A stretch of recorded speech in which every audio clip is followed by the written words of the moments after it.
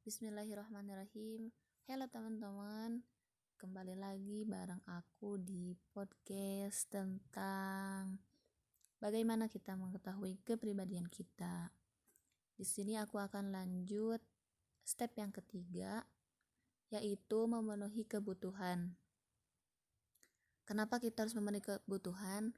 Karena di sisi lain akan mengetahui bagaimana kepribadian kita. Nah, yang pertama kita harus jaga kesehatan. Kita tidak sempat melakukan refleks jika terus mengalami stres dan sibuk bekerja. Kalau yang udah bekerja ya teman-teman, pastikan kita masih sempat memperhatikan diri sendiri dari aspek fisik dan mental. Langkah ini membuat kita mampu menerima diri sendiri apa adanya. Sisihkan waktu untuk merilekskan diri setiap hari. Misalnya dengan bermeditasi atau melakukan aktivitas menyenangkan seperti merajut, mengisi TTS, atau membaca buku favorit kalian. Yang kedua, seimbangkan kehidupan kerja dan pribadi. Teman-teman di sini jangan menghargai diri sendiri hanya berdasarkan jabatan atau prestasi kerja. Meskipun pekerjaan layak dibanggakan, akan tetapi kita perlu menikmati waktu di luar kehidupan kerja. Jangan membawa pulang pekerjaan kantor. Kita harus bisa dalam setiap hari untuk berfokus mencapai tujuan yang lain, menikmati hobi, dan melakukan hal-hal yang kita minati. Pekerjaan memang penting ya teman-teman, tetapi pastikan kita juga memprioritaskan kesejahteraan hidup.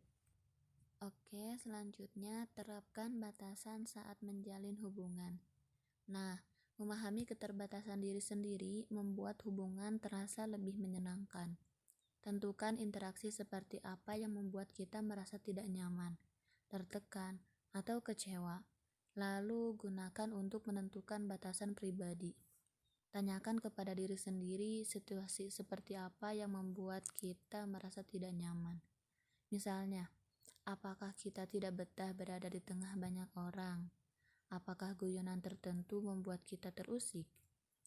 Pikirkan apakah seseorang terlalu banyak menuntut atau memaksa kita melakukan sesuatu yang tidak menyenangkan.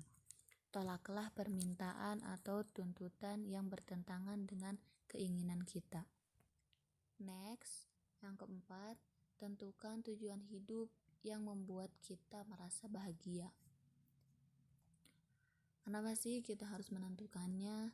Karena adanya tujuan membantu kita mencapai apa yang kita impikan. Tentukan beberapa sasaran yang membantu kita mencapai impian hidup. Pastikan kita menetapkan sasaran yang membahagiakan, bukan yang didasari oleh motif eksternal, misalnya uang atau gengsi. Sebagai contoh, jika kita bermimpi berlibur keliling Eropa, buatlah rencana agar kita mulai menabung, membeli tiket, dan menyusun jadwal perjalanan. Oke, yang terakhir, sesuaikan keinginan dan kebutuhan kita secara berkala. Sesekali, lakukan refleksi dengan mengevaluasi kehidupan kita. Apakah keinginan kita berubah? Apakah terjadi hal baru sehingga kita perlu mengubah prioritas? Mengenal diri sendiri adalah proses berkesinambungan. Seperti teman lama, jangan berhenti mencari tahu berbagai hal tentang diri sendiri. Bacalah catatan harian sebagai bahan evaluasi untuk mencari tahu apakah terjadi perubahan kebiasaan atau prioritas. Nah, tentang catatan harian, kita udah bahas ya di postingan sebelumnya. Oke. Setelah terjadi perubahan besar dalam kehidupan sehari-hari, misalnya pindah kerja atau pindah rumah. Nah, di sini kita perlu melakukan evaluasi karena rutinitas, kebiasaan, dan kebutuhan biasanya ikut berubah. Jika kebiasaan atau kecenderungan tertentu tidak mendukung tercapainya keinginan atau target yang kita tentukan, hentikan saja. Apaan sih maksudnya menghentikan seenaknya? Emang gampang gitu?